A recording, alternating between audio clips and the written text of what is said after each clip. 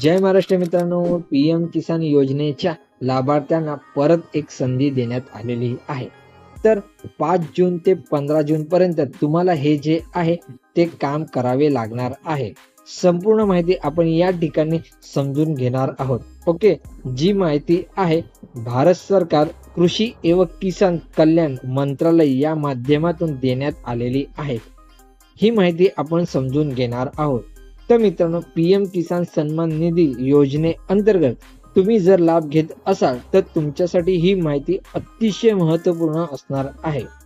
तर अनेक लाभार्थी पीएम किसान योजनेच्या लाभापासून वंचित आहेत। अशा लाभार्थ्यांसाठी नवीन अपडेट आलेले आहे।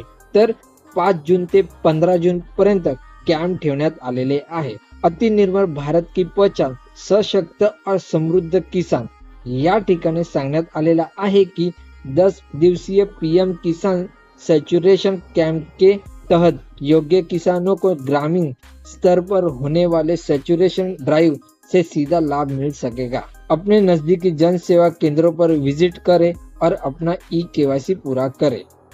तर या ठिकाणी असे सांगितले आहे की जर तुम्हाला ई-केवायसी करायची असेल, अनेक लाभार्थी ई-केवायसी पासून वंचित आहेत।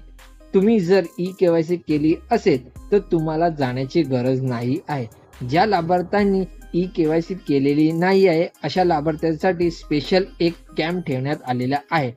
तो म्हणजे 5 जून ते 15 जून पर्यंत असणार आहे।